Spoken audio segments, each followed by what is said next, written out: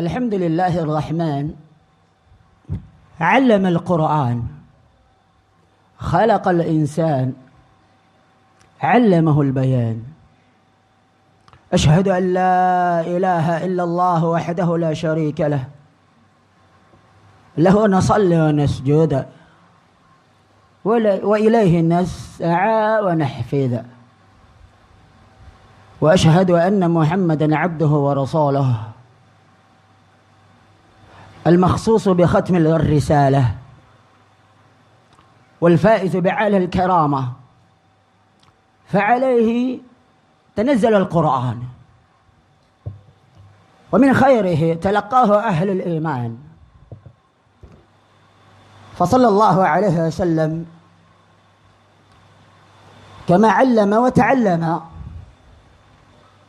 وعلى آله وأصحابه والتابعين ومن تبعهم بإحسان إلى يوم القيامة.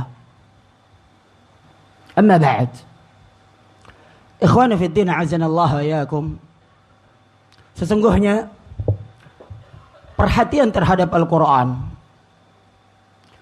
merupakan amalan yang paling mulia di dalam mendekatkan diri kepada Allah Subhanahu wa taala. Kenapa? Apa alasannya wahai jamaah rahmat Allah Subhanahu wa taala? Karena dengan izin Allah Subhanahu wa taala kita akan mendapatkan kemenangan, kebahagiaan dengan sebesar-besar nikmat. Oleh karena itu, ahlul Quran mereka itu adalah keluarganya Allah Subhanahu wa taala dan orang-orang khususnya.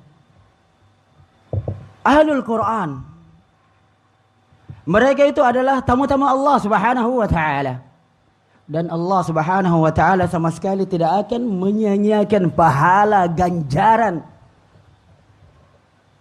orang-orang yang berusaha semaksimal mungkin meraih kebahagiaan tersebut, meraih amalan yang mulia tersebut. Oleh karena itu ikhwan fillah azanallahu iyyakum, di kesempatan kali ini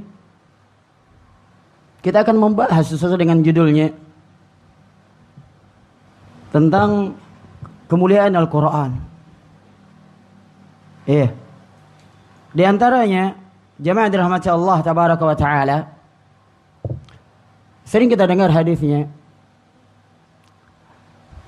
tentang majalis Al-Quran, bahwasanya keutamaan orang-orang yang mempelajari Al-Quran di masjid, di rumah-rumah Allah Subhanahu wa taala, maka akan turun sakinah, ar-rahmah, ketenangan, rahmat, dinaungi oleh para malaikat. Kemuliaan sangat besar wahai jamaah rahmat Allah Subhanahu wa taala. Sebagaimana sabda Nabi sallallahu alaihi wasallam dalam hadis yang diriwayatkan oleh Imam Muslim di nomor hadis 2699 dari jalan sahabat Abu Hurairah radhiyallahu taala an. Rasulullah sallallahu alaihi wasallam bersabda, "Wa man ijtama'a qauman fi baitin min buyutillah yatluna kitab Allah wa yatadarasunahu bainahum illa nazalat alaihim ar-rahmah إلا نزلت عليهم السكينة وغشيتهم الرحمة وحفتهم الملائكة وذكرهم الله في من عنده." Kata beliau, tidaklah suatu kaum mereka itu berkumpul dari salah satu dari rumah-rumah Allah Subhanahu wa taala. Mereka membaca kitab Allah, yaitu Al-Quran. Dan mereka saling mempelajari Al-Quran, yang mengajarkan dan mempelajarinya. Apa ganjarannya? Ada 4 hal. Yang pertama apa? Turun sakinah, ketenangan. Perhatikan wahai jamaah Allah Subhanahu wa taala, berbagai macam kemulut dunia. Kita hidup di dunia, banyak sekali tantangan wahai jamaah rahmatullah subhanahu wa ta'ala. Mungkin kalau kita persentasekan, lebih banyak susahnya kita di dunia dibanding enaknya. Untuk mendapatkan sesuatu yang enak saja perlu bersusah payah. Tapi begitu kita datang ke majelis ilmu, tenang dak? Hilang dak yang hiruk pikuk dunak, lupa kita semuanya. Tenang. Janji Allah Subhanahu wa taala ini baru pertama. Kemudian yang kedua apa? Wa ghasyiyatuhumur rahmah. Akan dinaungi, diliputi oleh rahmat. Diliputi oleh rahmat. Rahmat Allah Subhanahu wa taala. Kasih sayang Allah Subhanahu wa taala. Kita berlomba-lomba, bersusah payah, beribadah hanya untuk mengejar rahmatnya Allah Subhanahu wa taala. Kemudian faedah yang ketiga apa? Dinaungi oleh para malaikat. Coba bayangkan wahai jamaah Allah Subhanahu wa taala, kalau para malaikat menaungi kalian. Iya. Kemudian yang terakhir apa? Wa dzakarahumullahu fi man 'indah. Dan Allah Subhanahu wa taala akan menyebutkan dia di hadapan orang-orang yang ada di sisi Allah Subhanahu wa taala, itu di hadapan para malaikat. Kemuliaan sangat besar wahai jamaah Allah Subhanahu wa taala. Dan ini mencakup umum. Tapi di sini lafadznya apa? Lafadz awalnya mempelajari Al-Qur'an, kitabullah. Iya. Jadi masuk dari cakupan umum. Iya, seperti ta'lim, mengajarkan, iya, muhadarah, daurah. Karena di dalam seseorang daurah mengajarkan ilmu, otomatis pendalilannya dari mana? Dari Al-Qur'an tentunya. Iya. Ini wahai jamaah rahmatullah Subhanahu wa taala. Kemudian yang kedua, ikhwana fiddin azanallahu yaikum, sehingga apa? Besarnya keutamaan Al-Qur'an sebagaimana yang disebutkan Rasulullah sallallahu alaihi wasallam dalam hadis tersebut, kalau begitu orang yang paling terbaik siapa? Orang yang mengajarkan Al-Qur'an.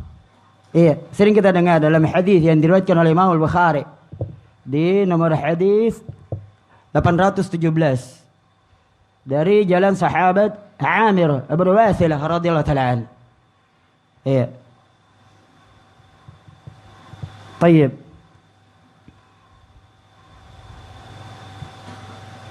Naam. Demikian juga dari jalan sahabat Utsman bin Affan.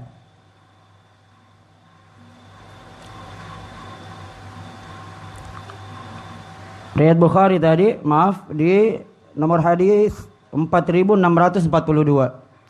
Sering kita dengar. Iya. Bahwasanya dahulu itu Umar bin Khattab radhiyallahu taala an, khalifah. Orang-orang dekatnya di dalam bermusyawarah, iya, beliau tidak sembarangan ngambilnya. Mereka ngambilnya dari siapa? Dari ahlul Quran. Iya, dari ahlul Quran. Tayyib. Semuanya sebagaimana yang diucapkan oleh Abdullah bin Abbas radhiyallahu taala anhuma, kana al-qurra ashabu majalis Umar wa musyawaratihi kuhulan kanu asyubana. Dahulunya para al-qurra itu qari. Iya. Yang dimaksudkan qari di zaman dahulu bukan qari zaman sekarang, beda.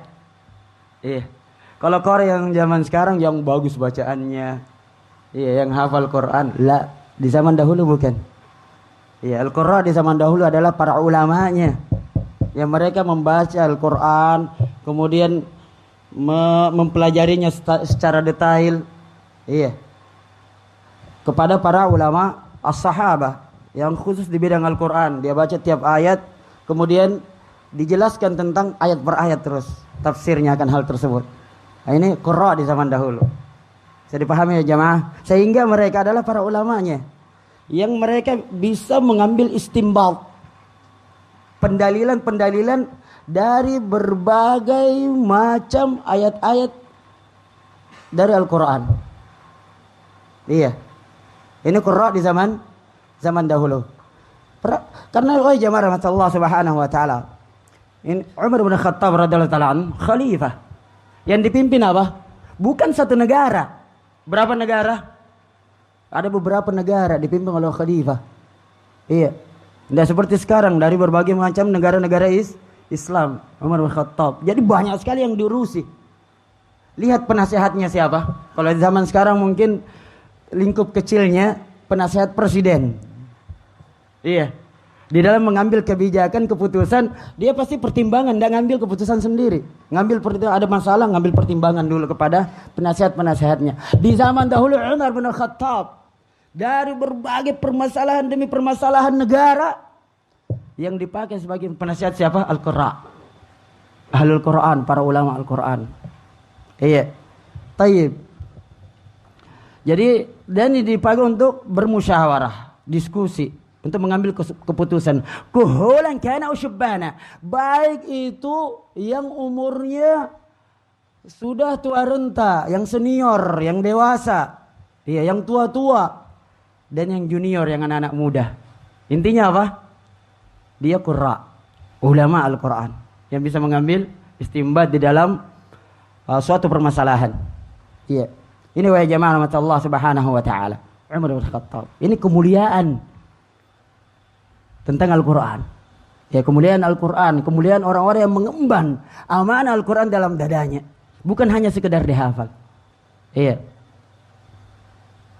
Ikhwana fiddin azanallahu iyyakum. Oleh karena itu Allah Subhanahu wa taala mengangkat orang-orang yang ada di dunia ini karena Al-Quran. Di dunia saja diangkat, apalagi di akhirat. Dengan catatan apa? Selama dia ikhlas kepada Allah Subhanahu wa taala, bukan menjual Al-Quran, bukan menjual agamanya, bukan yang sekedar indah lantunan Al-Qurannya demi pundi-pundi dunia yang dia dapatkan bergelimpangan. Bukan yang demikian. Iya. Oleh karena itu di riwayat Imam Muslim di nomor hadis 817 dari jalan sahabat Amir bin Wasilah radhiyallahu ta'ala anhu. Umar bin Khattab radhiyallahu ta'ala anhu, beliau mengatakan, ini sebenarnya kisahnya panjang. Ya. Kata beliau, "Ama inna nabiyyakum sallallahu alaihi wasallam qad qala, inna Allah yarfa'u bihadzal kitab aqwama wa yad'u bihi akharin."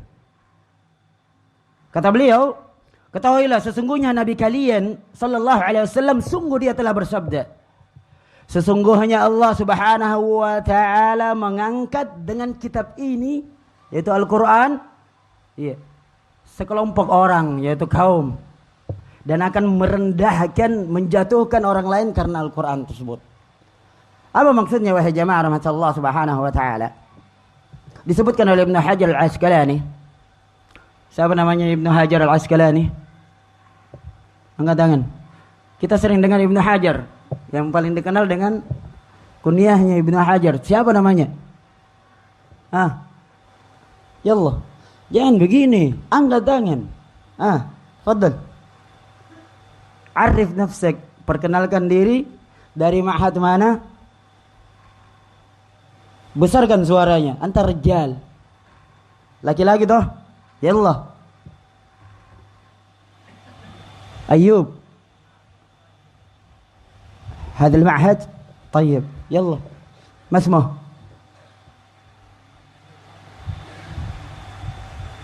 ارفع صوتك يلا قم Tidak apa-apa ya, kita latih mentalnya anak-anak kita. Kita tidak tahu ke depannya, mungkin bisa bermanfaat bagi masyarakat dan yang lainnya. Kalau tidak ada mental yang kuat, bagaimana dia bisa menyampaikan? Banyak ilmunya, banyak pembendaharaan yang mau disampaikan, tapi karena dia introvert, pemalu, bagaimana bisa tersampaikan di hayal ramai, kecuali kalau memang lewat media. Iya, tulisan, bisanya kayak gitu yang orang introvert. Tapi perhatikan Nabi dan para Rasul, para sahabat yang berdakwah. Iya, yallah, qum. Mulai yang kecil-kecil suruh berdiri dulu dan perbaiki niat. Yallah. Masmuh. Abu Fadl Ahmad ibnu Ali ibnu Aish ibnu Muhammad ibnu Hajar Al-Asqalani. Mumtaz, barakallahu fiik. Zadakallahu ilma wa hirsa fi talab al-ilm. Tayyib. Kata beliau dalam Fathul Bari, Tidak berhadiah ya. Baik. Kata beliau dalam Fathul Bari, يرفع الله المؤمن العالم على المؤمن غير العالم. Allah Subhanahu wa taala mengangkat seorang mukmin yang alim di atas mukmin yang lain yang tidak alim. Iya, yang biasa-biasa saja. Wa rif'atud darajat wa rafa'aha tashmulu al-ma'nawiyyah fi ad-dunya bi'ulu al-manzila wa husn as-sayd. Tayyib. Jadi kata beliau, pengangkatan derajat-derajat ini dan Allah Subhanahu wa taala mengangkat derajatnya itu dari segi apa? Ada dua hal. Yang pertama dari segi ma'nawiyah, yaitu Allah Subhanahu wa taala mengangkat orang tersebut itu di dunia. Iya, nampak di dunia dengan setinggi-tingginya derajat kedudukan. Iya. Dan baiknya posisi dia. Lihat para ulama, alim yang mereka menguasai Al-Quran. Tidak mungkin jadi ulama kalau dia tidak tersimpan dengan sabat, mungkin hafalan Qurannya di dada. Rata-rata para ulama itu dari kecil dia sudah hafal Quran. Iya. Karena itu yang awal kali mereka pelajari. Mereka kokohkan di dalam dadanya. Karena istimbat demi istimbat, hukum demi hukum, itu pendalilannya yang pertama dari Al-Quran. Kita lihat para ulama yang biasa sudah keluar negeri di Saudi, Yaman. Mereka itu kadang sudah tidak pegang buku dalam menjelaskan. Pendalilan yang sudah ada di otaknya, dalam dadanya. Langsung keluar Al-Quran, hadis. Berbeda dengan kita penuntut ilmu yang ada di Indonesia. Kalau ini mungkin mati atau sobek, enggak tahu nih. Iya. Bisa keluar apa enggak pendalilannya. Demikian. Dan lihat kedudukannya mereka di dunia. Berada di atas, mulia dibandingkan yang lainnya. Kemuliaan yang jemaah rahmat Allah Subhanahu wa taala ini dari segi ma'nawiyah. Wal hissiyah fil akhirah bi'uluwi manzilati fil jannah. Dan dari skala konkret nyata terlihat kedudukannya mereka di surga nanti. Tentunya para ulama adalah pewaris para nabi. Nabi SAW iya, turun wahyu, terhafal enggak? Nabi hafal Quran enggak? Hafal Quran. Dan diterapkan dalam kehidupan sehari-hari, diajarkan kepada sahabat. Letak kedudukannya di surga di mana? Yang paling tinggi. Iya, yang paling tinggi. Sehingga para ulama nanti yang merupakan pengikut, pewaris para nabi bersama para nabi, para anbiya, as-siddiqin, as-salihin, wasyuhada. Kemuliaan yang sangat besar wahai jamaah Allah Subhanahu wa taala. Iya, karena tingkatan surga ya tentu tidak sama fasilitasnya dong. Iya, antara tingkat surga yang di bawah dengan yang paling atas. Tingkatan surga yang paling atas tentu fasilitasnya yang paling terbaik dari segalanya. Kenapa? Di dunia perjuangannya sangat besar. Tidak main-main. Oleh karena itu sesuai dengan usahanya dia. Allah Subhanahu wa taala memberikan rahmat dengan perjuangannya di dunia. Dia mendapatkan fasilitas yang tertinggi nanti di akhirat. Iya. Ini jamaah rahmatullah Subhanahu wa taala. Sehingga perhatikan ini yang tadi lafadznya, seseorang dari Al-Quran maka secara ma'nawiyah dia sudah diangkat di dunia ini. Di zamannya Umar bin Khattab radhiyallahu taala, gubernur-gubernur dan yang lainnya itu diangkat karena dia kuasai Al-Quran. Iya, dia kuasai Al-Quran, seorang ulama. Tidak sembarangan, tidak kayak zaman sekarang. Iya, orang yang bukan hanya sekedar jago manajemen, tetapi dia ulama, menguasai Al-Quran dan jago manajemen. Iya. Oleh karena itu dalam Sahih Muslim dari Nafi' bin Abdul Harith Al-Khuzai, kata beliau, "Wa kana 'amil Umar 'ala Makkah annahu laqiyahu di Asfan. Bahwasanya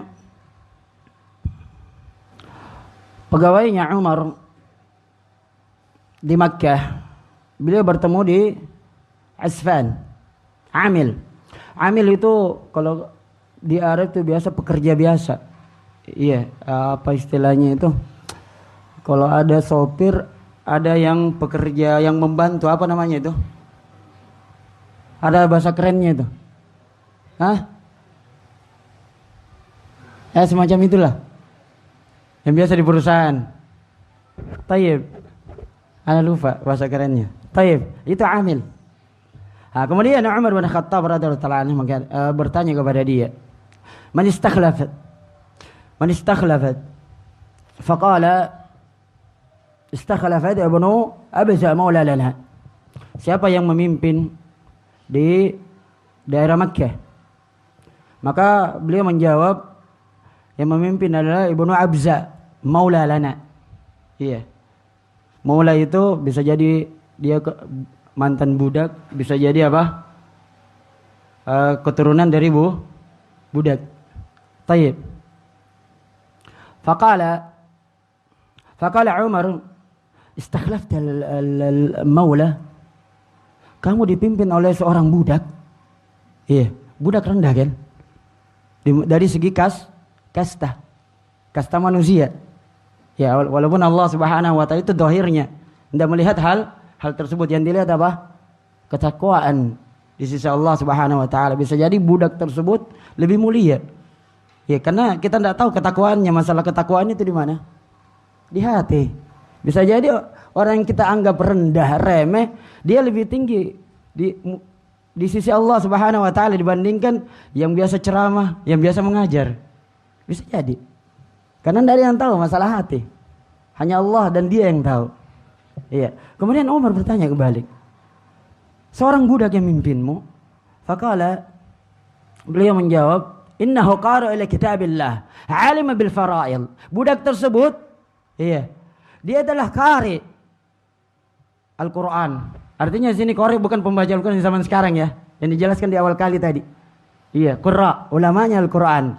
Dan dia adalah alim dari segi al-fara'il. Iya, ilmu waris.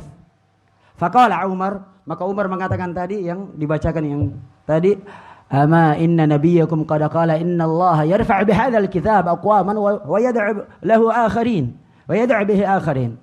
Iya. Demikian wahai jamaah Allah Subhanahu wa taala.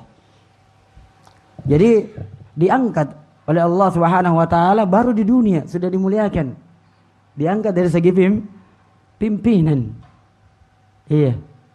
Masya Allah tabarakallah. Tapi ingat, tujuannya apa? Harus ikhlas kepada Allah Subhanahu wa taala. Bukan karena dia kejar dunia. Dia hafal Quran. Dia kuasai Quran. Dia ngajarkan Quran. Bukan tujuannya agar supaya ya gimana caranya dia diangkat di mata masyarakat. Mau dibilang qari, iya, mau dibilang hafizul Quran. Iya, zaman sekarang sudah ada gelarnya kan, kalau orang selesai hafal Quran apa namanya? Hah? Apa namanya biasa dipanggil? Al-Hafidh atau Hafidh? Hah? Hafidh ya, di belakangnya. Hafidh ya. Namanya kemudian Hafidh. Ya gampang ya, langsung saja berikan namanya antum Hafidh, sudah Hafidh nih. Iya. Jadi zaman sekarang sudah semakin rendah, rusak. Kebanyakan orang mengejar dunia dengan Al-Quran tersebut. Iya. Jadi walaupun demikian, ikhwan fillah azanallahu yakum, tujuannya harus ikhlas kepada Allah Subhanahu wa taala. Dunia itu bonus. Kalau antum kejar akhirat, insyaallah siapa yang janjikan yang mengangkat kalian di dunia? Allah Subhanahu wa taala. Melalui lisan nabinya. Yakin dunia akan datang insyaallah. Bukan kita yang kejar dunia, kita yang dikejar dunia. Tapi perbaiki niatnya. Iya. Dia menghafal Quran, dia menguasai Al-Quran, mengajarkan Al-Quran bukan karena dunia yang rendah ini dengan berbagai macam tujuannya, karena harta, karena wanita, karena tahta, karena jabatan. La. Tidak demikian wahai jamaah rahmatullah Subhanahu wa taala. Oleh karena itu, dalam riwayat Imam Abu Dawud dari jalan sahabat Jabir bin Abdullah radhiyallahu ta'ala an, bahwasanya Rasulullah sallallahu alaihi wasallam bersabda, "Iqra'al Qur'an wabtaghu bihi wajha Allah azza wa jalla." Bacalah kalian Al-Qur'an dan harapkan dengan membaca Al-Qur'an wajahnya Allah. Perintah untuk membaca Al-Qur'an. Tapi tujuannya apa? Kata Nabi, harus ditujukan wajah Allah Subhanahu wa taala. Harus karena Allah Subhanahu wa taala, bukan karena Allah. Bukan karena tendensi dunia dengan berbagai macam tujuannya. Iya, kenapa? Kata Nabi sallallahu alaihi wasallam, "Qabla an ya'tiya qaumun yuqimunahu iqamatal al-qilah." Sebelum datang suatu kaum yang mereka membaca Al-Qur'an itu yuqimunahu iqamatal al-qilah. Dia betul-betul membacanya dengan lurus, bagaikan lurusnya anak panah. Iya. Dia kuasai memang Al-Qur'an. Dia kuasai bacaannya, tajwidnya, tartilnya. Dia kuasai. Tapi ingat tujuannya apa? Kata Nabi sallallahu alaihi wasallam, "Yata'ajjalunahu." Dia membaca tersebut, mempelajari, menguasai Al-Qur'an tersebut, tujuannya yata'ajjalunahu, agar niatnya mendapatkan ganjaran balasan yang segera di dunia. Iya. Ini dijelaskan oleh Syekh Shalih Al-Utsaimin mengenai arti dari yata'ajjalunahu. Iya, Syekh Shalih Al-Utsaimin hafizahullah taala wa ra'ah. Iya. Baik. Wala yata'ajjalunahu, dan dia tidak yata'ajjalunahu. Yata'ajjalunahu, dia tidak mengharapkan ganjaran pahala di sisi Allah Subhanahu wa taala yang ditunda. Maksudnya apa? Balasan di mana? Di akhirat. Perhatikan wahai jemaah Allah Subhanahu wa taala, berarti ada, dan ini sudah marak di zaman kita ini. Terlihat enggak? Terlihat. Sabda Nabi sallallahu alaihi wasallam, tanda kenabian. Marak. Sedih wahai jemaah Allah Subhanahu wa taala, kita saksikan sabdanya Nabi sallallahu alaihi wasallam di zaman sekarang. Oleh karena itu wahai anak-anakku sekalian, orang-orang yang sementara menghafal Quran dan dia diberikan skill, malakah, bagus bacaan Qur'annya, dia kuasai ilmu tajwid, dia sudah belajar di hadapan para ulama, dia mengajarkan Al-Quran. Iya, perbaiki niatmu. Karena kalau tujuannya dunia apa? Kalian akan diberi dunia memang, tapi tidak dapat di akhirat sama sekali. Karena sudah dapat di dunia. Kasihan enggak? Kasihan, capek-capek. Karena tidak ada perbandingan yang antum dapatkan di dunia dibandingkan di akhirat nanti. Iya. Ini wahai jamaah Allah Subhanahu wa taala. Iya. Sehingga yang namanya mempelajari Al-Qur'an itu sangat-sangatlah penting. Merupakan ibadah yang sangat besar. Sehingga kita berlomba-lomba untuk mempelajari Al-Qur'an. Karena kita sudah tahu dari apa keutamaannya di dunia yang kita dapatkan, apalagi di akhirat. Nanti kita rinci lagi apa sih keutamaan yang kita dapatkan orang-orang yang mempelajari Al-Quran dan mengajarkannya. Iya, di dunia sudah kita jelaskan tadi. Iya, tidak usah jauh-jauh, sudah terlihat di dunia saja. Di zaman sekarang, alhamdulillah sudah mulai terbuka lebar. Anak-anak yang fokus dengan Al-Quran, dia selesai hafalan Qurannya, dia masuk di Indonesia saja. Itu biasa ada tuh, universitas ini yang mentera, yang bonafit. Beasiswa 100% bagi penghafal Al-Quran, 100%. Iya. Ini baru contoh kecil saja. Belum lagi kalau dia mungkin kuasai letak-letaknya kanan, kiri, atas, bawah, mungkin. Iya. Diberi lewat yang kita lihat di media. Iya. Kemudian Raja Saudi memberikan hadiah umrah. Apalagi kalau anak kecil. Ya kalau anak kecil berangkat umrah, otomatis tidak mungkin kan? Iya. Jadi harus apa? Harus ada orang tuanya. Ya atau orang besar. Otomatis dia dapat raci-raci. Nah. Iya, risenji raci-raci. Nah. Iya. Dapat juga keuntungannya dari segi dunia. Orang tuanya. Padahal bukan orang tuanya yang setengah mati menghafal. Orang tuanya setengah mati, suruh konsisten disiplin anaknya. Sedangkan orang tuanya, oh ya Masya Allah bangga. Tapi memang tidak ada masalah. Sebaiknya orang tua juga demikian. Iya. Dianya jadi ahlul Quran, anaknya juga jadi ahlul Quran. Iya. Jadi hati-hati juga wahai jamaah rahmat Allah Subhanahu wa taala, terutama orang tua yang mengeksploitasi anaknya. Iya. Untuk mendapat pundi-pundi dunia karena bahaya. Dan sudah terjadi memang sekarang. Banyak. Tapi memang perbaiki niatnya, jangan ada yang demikian. Oh, dia langsung bilang, "Ai, mau aja kayak dapat receh-receh dari anak-anak ini." Lah, ini masalah hati ya. Jangan langsung divonis, diklaim. Tapi kembali ke introspeksi masing-masing. Iya, kalau ada memang niat demikian, langsung stop dulu, perbaiki niatnya, luruskan niat. Untuk mendapatkan apa? Pundi-pundi akhirat yang dijanjikan oleh Allah Subhanahu wa taala. Demikian wahai jamaah rahmatullah Subhanahu wa taala. Baik. Jadi Allah Subhanahu wa taala mengajarkan hamba-hambanya Al-Qur'an. Kalau Allah Subhanahu wa taala mengajarkan hamba-hambanya Al-Qur'an, otomatis apa? Al-Qur'an itu akan mudah untuk dipelajari, mudah untuk dihafal. Iya. Mudah untuk dibaca. Iya. Membaca saja di zaman sekarang alhamdulillah.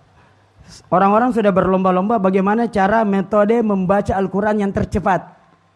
Ada yang metode 3 jam sudah bisa lepas dari buta aksara Al-Quran.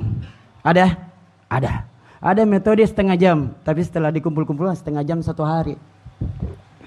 Iya, ujung-ujungnya dikalkulasikan ya 3 jam, 5 jam. Ada metode tercepat sekarang memang. Pernah kami pelajari hal tersebut dan diperjualbelikan di Gramedia. Iya. Ini tayyib. Demikian juga kalau dihafalnya. Kalau dia tahu triknya menghafal Al-Quran,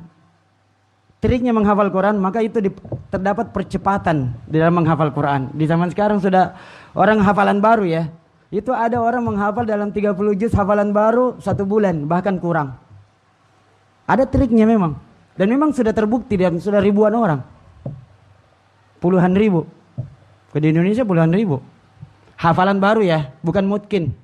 Karena yang namanya seseorang hafalan itu terbagi menjadi 2. Az-zakirah al-qasirah dengan az-zakirah at-tawilah. Iya, ingatan seseorang itu terbagi menjadi 2 kata para ulama. Ada ingatan jangka pendek, ada ingatan jangka panjang. Ingatan jangka panjang itu yaitu ingatan yang tidak bakalan dilupa lagi seumur hidup. Kata para ulama berapa kali pengulangan? Itu 70 marrah. 70 kali pengulangan ila mi'ah. Sampai 100 pengulangan, repetition. Ya 70 kali sampai 100 kali pengulangan maka tidak akan terlupa lagi. Jadi kalau ada yang bilang orang, wah alhamdulillah saya selesai hafalan Qurannya 1 bulan. Iya. Hafalan apa? Hafalan jangka pendek, tasmih. Kalau tidak tak bangkai. Tidak bakalan bisa. Karena baru 1 kali lewat dah. Baru 1 kali lewat dah hafalannya. Otomatis kurang dari 70 kali tidak bakalan lengket.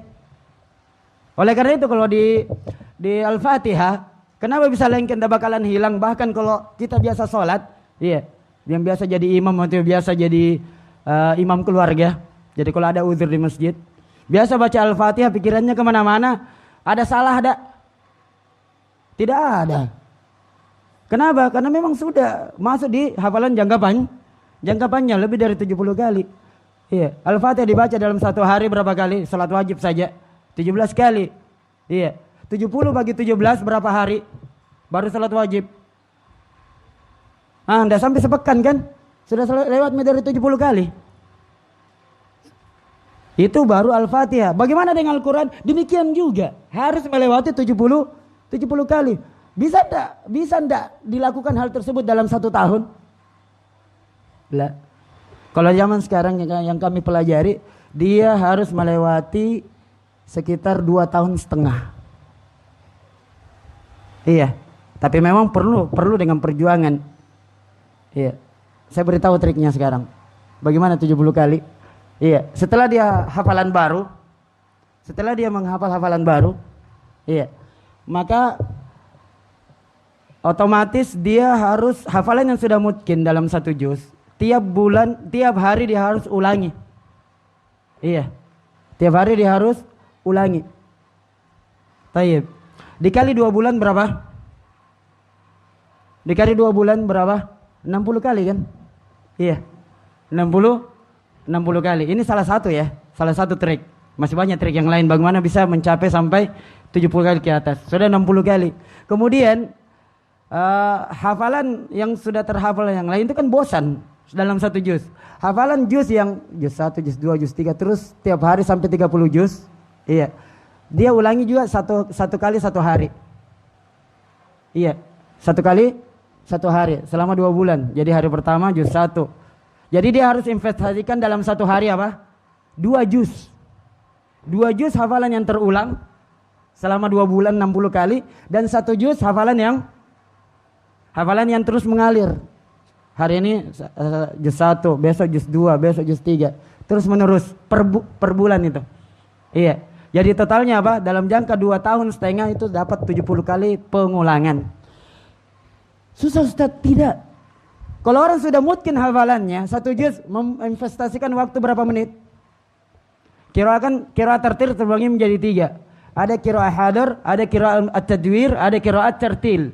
Qiraat tahqiq. Iya, yang pertama apa? Dia baca cepat. Yang biasa dia membutuhkan 1 juz sekitar 1 sampai 15 menit. Ada yang kalau yang kedua bacanya tadwir pertengahan. Biasa dapat itu sekitar setengah jam 1 juz.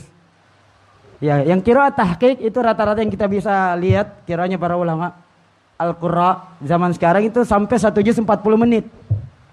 Ya, ada yang lebih lambat 1 jam. Lihatlah coba. Kalau sumpahnya dia baca tadwir atau dia baca cepat. Iya, otomatis membutuhkan investasi waktu dalam sehari berapa banyak?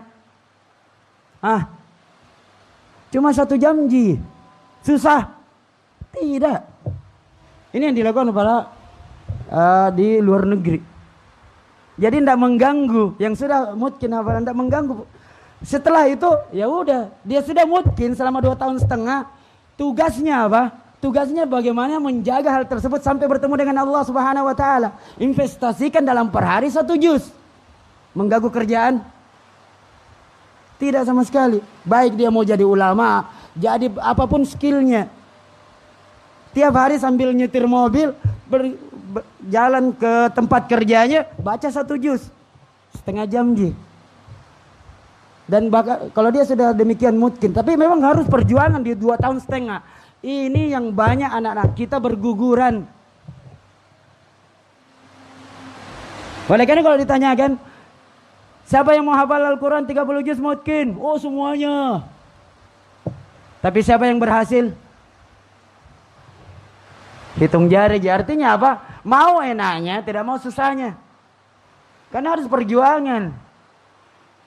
Kata para ulama, ada yang namanya roja, ada yang namanya rohbah. Rohbah, sama-sama artinya apa? Kata Ibnu Qayyim al-Jauziyah. Iya. Sama-sama artinya harapan, tapi apa perbedaannya? Roja itu goal. Iya, hasil akhir yang mau dicapai. Azan. Silakan azan dulu. Enggak apa-apa jadi lanjut setelah ini. Tayyib. Supaya kita ada semangat nanti ke depannya untuk menghafal Quran. Fadl. Karena kalau seseorang tidak ada motivasinya, tidak ada yang goal yang mau dia capai, ya ngalir apa adanya. Iya. Otomatis putus tengah jalan. Fadl. Azan dulu.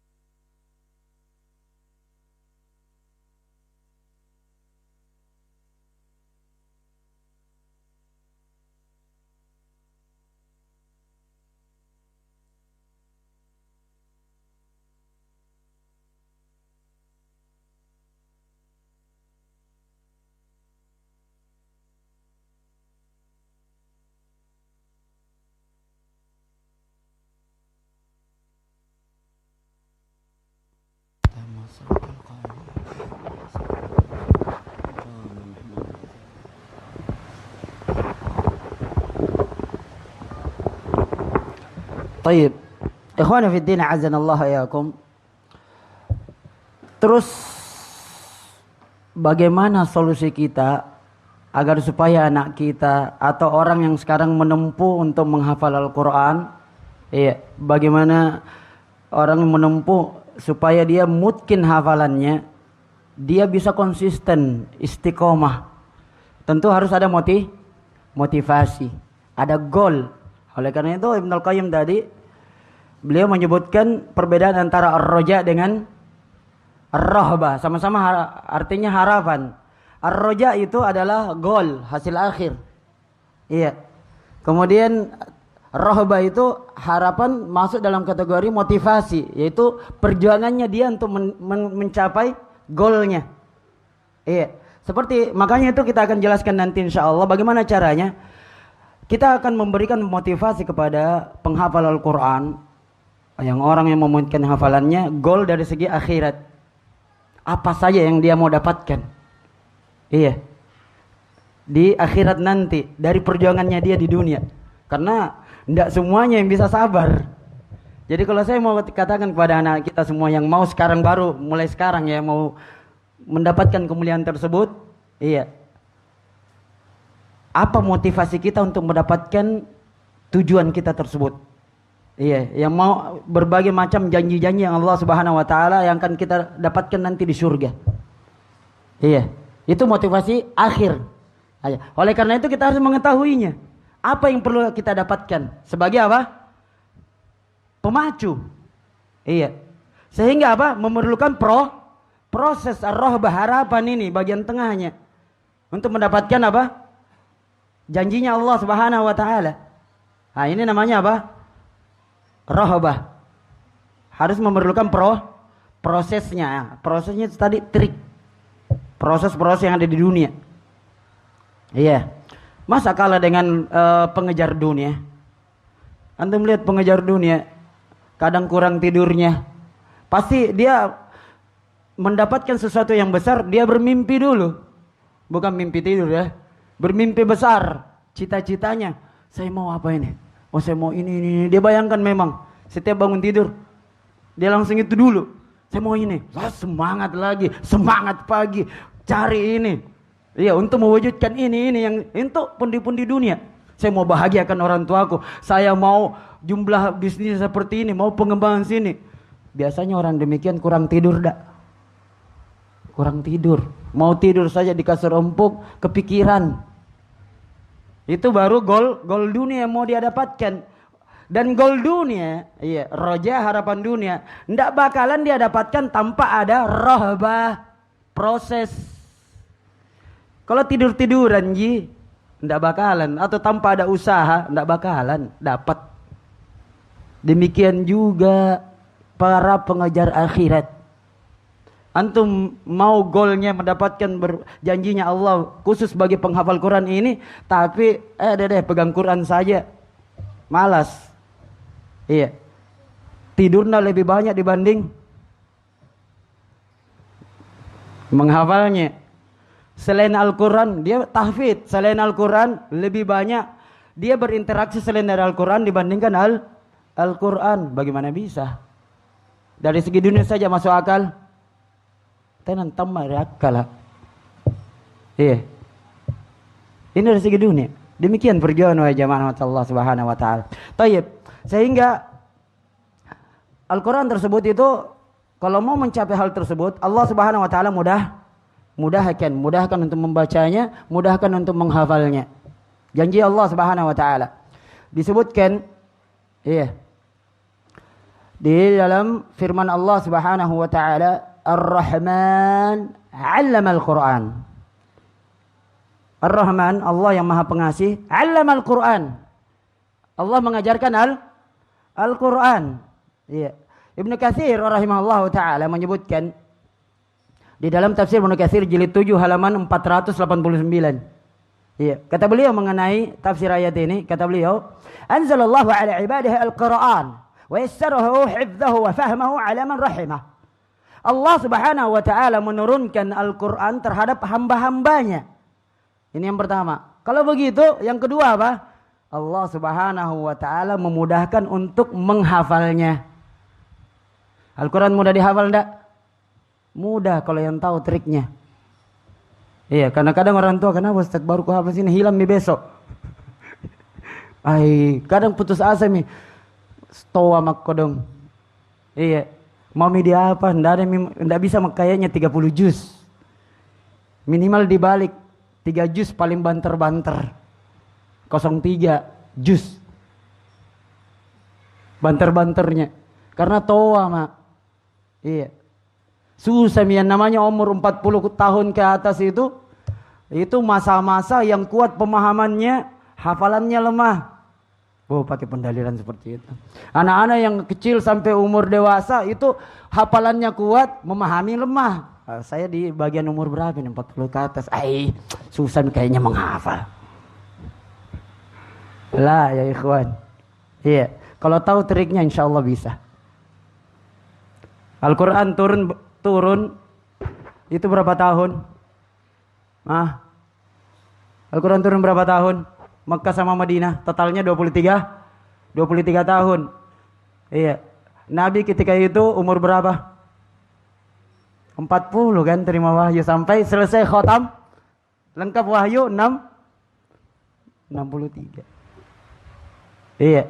Dalam keadaan Abu Bakar As-Siddiq ketika itu umur 60-an. Sahabat yang paling tua hafal Quran. Lebih tua mana Rasulullah dengan Abu Bakar? Berarti apa? Orang tua bisa enggak hafal Quran? Bisa, jangan patah semangat. Ada contohnya para ulama terdahulu. Sebenarnya panjang lebar ada nanti disebutkan contohnya tapi kayaknya enggak cukup. Iya, ulama-ulama yang dia hafal Quran di umur senja, ada yang 60 tahun diantaranya Abu Bakar As-Siddiq, ada juga yang lainnya umur 70-an ke atas. Iya. Tayyib, barakallahu fiikum. Selanjutnya di sini, ikhwana fiddin azanallahu yakum, wa fahimahu ala man rahimah. Qala Ibnu Katsir, dan Allah Subhanahu wa taala memahamkan orang tersebut kepada siapa yang dirahmati. Lihat kata terakhir. Siapa yang dirahmati, artinya semua orang bisa? Tidak. Iya. Taib. Jadi orang-orang yang dipilih oleh Allah Subhanahu wa taala yang dia konsisten menyempatkan, menginvestasikan waktu untuk mencapai hal tersebut. Iya, fokus. Taib.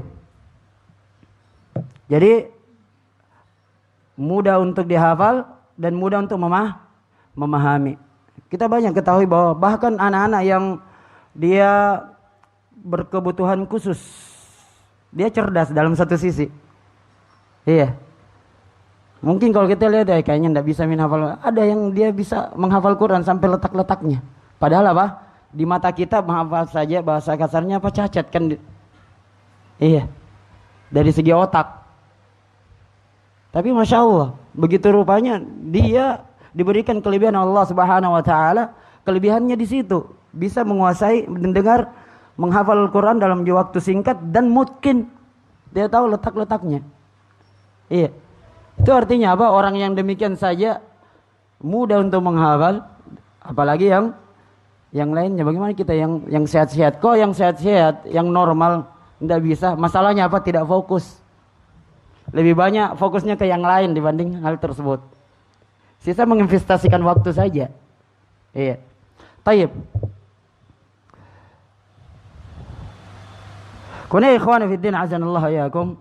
Oleh karena itu Ibrahim, demikian juga Ismail,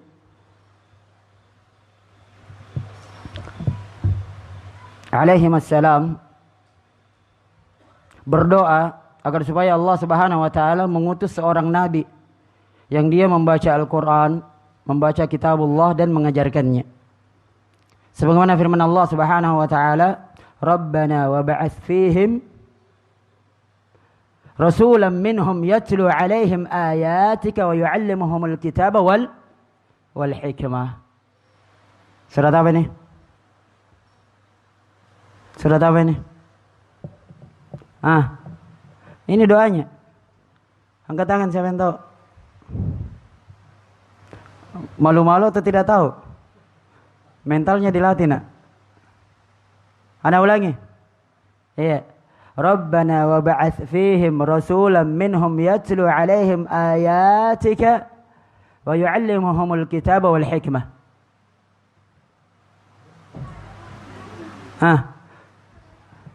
Berapa jumlahnya sini? 100 lebih. Biar satu orang anak minta deh. Tidak usah banyak-banyak. Satu mi. Yallah. Qum. Qum. Bagusnya dikasih Al-Quran tadi. Hadiah. Karena dari sekian banyak ini satu yang berani maju. Kemungkinan iya, yang lain ada tahu tapi malu-malu, mentalnya masih kurang. Bisa jadi. Biasa karakter orang Indonesia. Iya. Perbaiki niat, bukan karena saya mau dilihat, mau perbaiki niatnya. Iya. Ya Allah. Surat besarkan suaramu nak karena jauh. Surat Al-Baqarah. Juz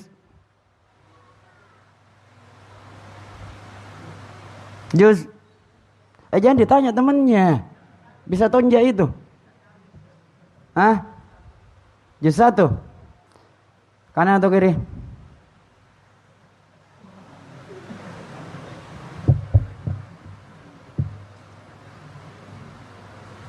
Kanan atau kiri? Kalau tanya juz enak sekali ya. Juz 1. Kanan atau kiri? Kanan. Atas, bawah, tengah?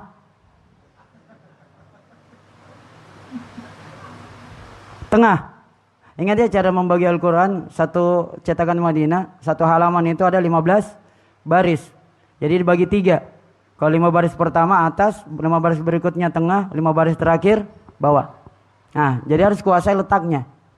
Para ulama salaf terdahulu demikian. Mereka menghafal itu dobot. Kayak belum dobot sampai letaknya baris keberapa? Atas, bawah, tengah? Tengah. Ayat keberapa?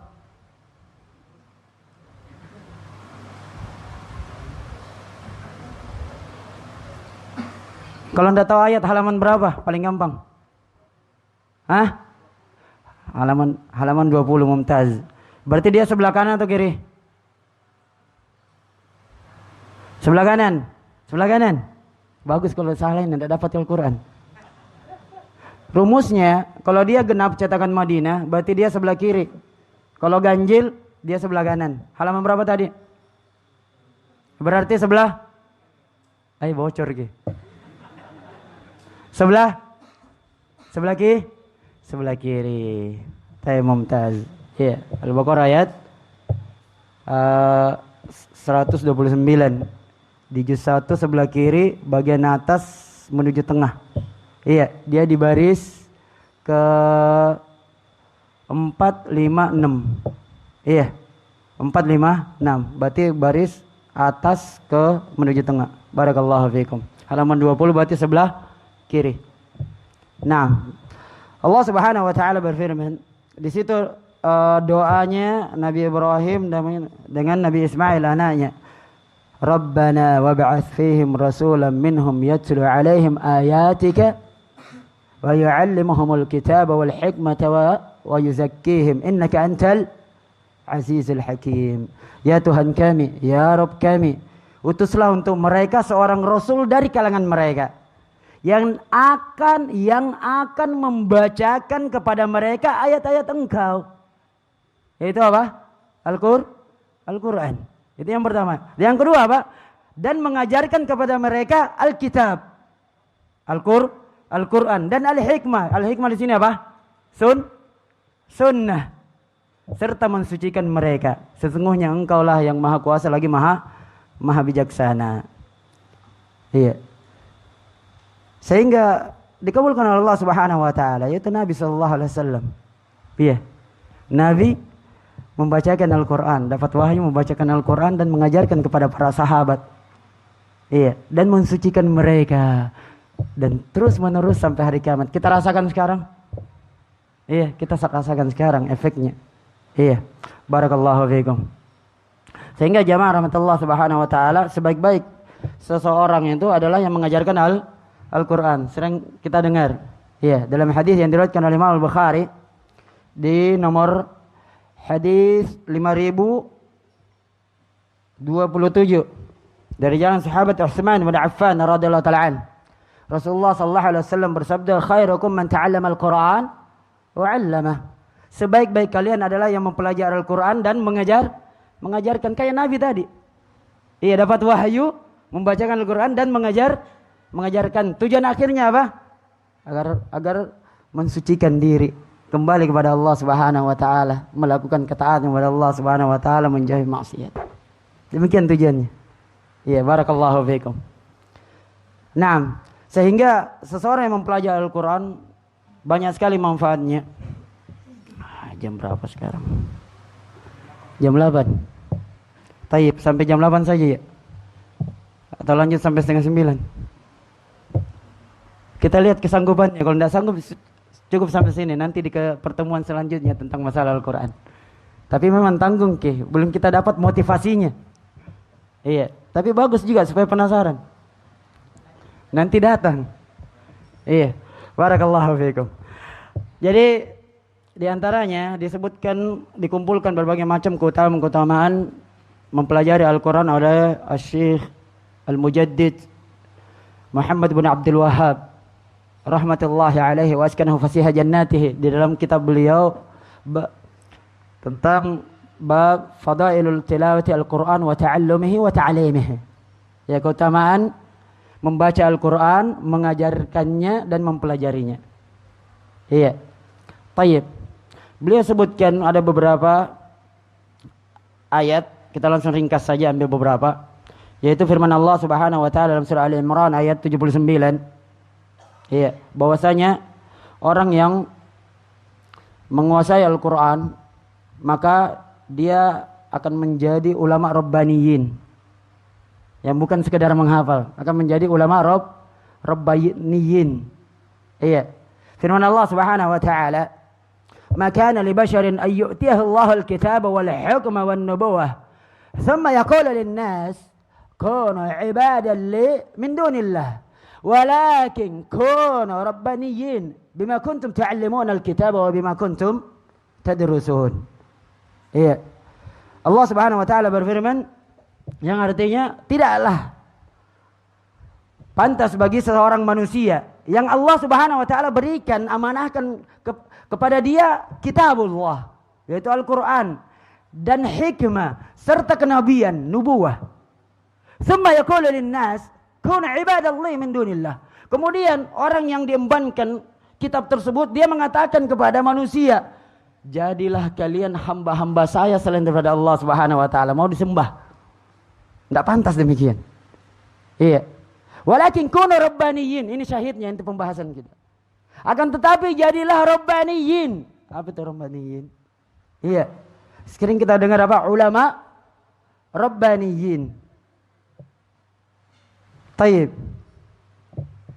Bima kuntum tu'allimuna al-kitaba wa bima kuntum tadrusun. Jadilah rabbaniyin disebabkan kalian itu mengajarkan Al-Quran. Dan disebabkan kalian apa? Mempelajari Al-Quran. Taib. Di dalam tafsir Ibnu Katsir rahmatullahi alaih wa askanahu fasiha jannatihi mengenai ayat ini,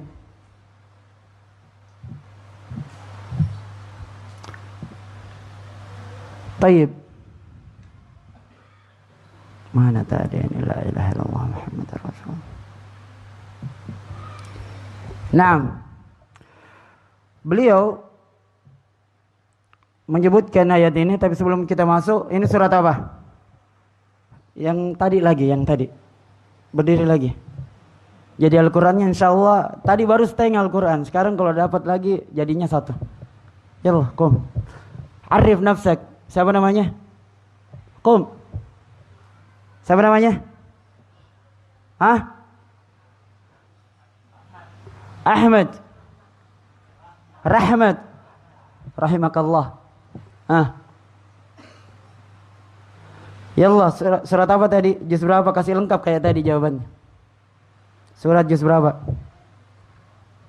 Makana li basyarin yu'tiyahu ila akhirih. Ali Imran, mumtaz. Juz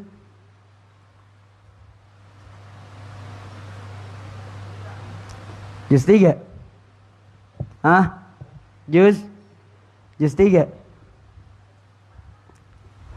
Bisa fadal, ta'al. Enggak kedengaran suaranya.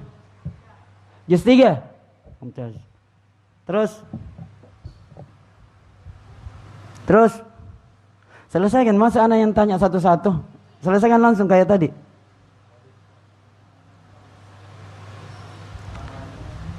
Lamanya, siapa yang bilang lamanya? Berarti mau dikasih berdiri nih. Dia mungkin paling tahu nih. Adikku dengar suara. Allah, selesaikan cepat nak.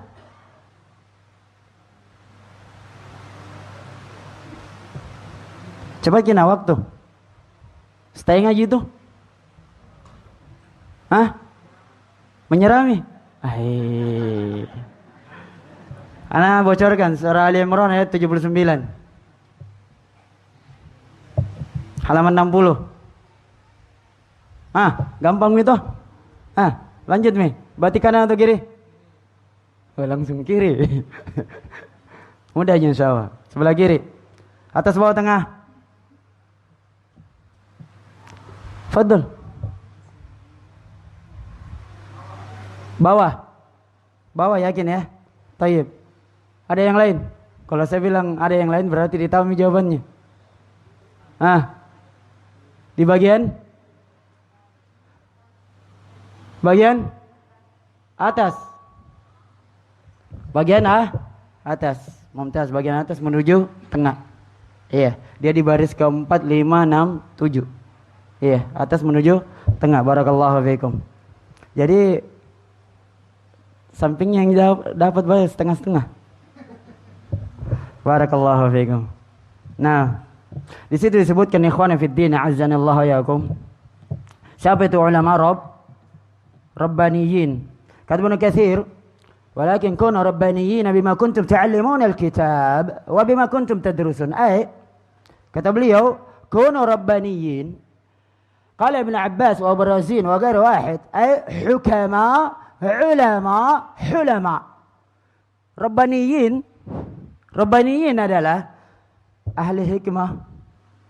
Iya, ulama, orang alim, dan hulama. Dari kata hilim. Hilim itu adalah orang yang penyabar, bukan penyabar biasa. Orang yang bisa menguasai dirinya pada saat marah. Itu hilim. Iya, bukan hanya sekedar sabar. Ya, bijaksana, sabar. Ya, coba perhatikan para ulama. Tidak apa-apa. Habis beda waktunya. Nah, tidak apa-apa ya. Jam 8. Itu rabbaniyin. Jadi para ulama mengumpulkan hal tersebut, yaitu ulama rabbaniyin. Dia hukama, ulama. Al-Hasan al-Basri dan yang lainnya, beliau menafsirkan rabbaniyin adalah fuqaha, ahli fuqaha. Ini diriwayatkan dari Ibnu Abbas, pendapatnya tafsir Ibnu Abbas, Sa'id Ibnu Jubair, Qatadah Ibnu Di'amah, Ata al-Khurasan, Atiyah Ibnu Al-Aufa, Rabi' Ibnu Anas. Iya. Adapun Al-Hasan Al-Basri juga menafsirkan rabbaniyin, yakni ahlu ibadatin wa ahlu taqwa. Ahli ibadah dan ahli taqwa. Ya, ulama semua ini saling menguatkan satu sama lain, bukan bertentangan. Kebanyakan tafsir yang zaman dahulu kata Ibnu Taimiyah, iya, itu tidak bertentangan. Ikhtilaf bukan ikhtilafut tadad. Bertentangan saling berbelakang, tapi bertolak belakang, tapi saling mendukung tafsiran tersebut. Rabbani jadi masuk semua tadi yang disebutkan penafsirannya. Tayyib. Sehingga apa? Ad-Dhahhak mengatakan dalam firman Allah Subhanahu wa ta'ala tadi, bima kuntum ta'allimuna al-kitab wa bima kuntum tadrusun haqqun 'ala man ta'allama al-Qur'an ay yakuna faqihan. Iya. Sehingga sepantasnya orang yang mempelajari Al-Quran dia akan menjadi apa? Faqih. Pasti. Orang jadi ulama apa? Bagaimana dia menjadi ulama? Otomatis dia hafal Quran, menguasai tafsirnya dan berbagai macam dari bidang-bidang kandungan dari Al-Quran.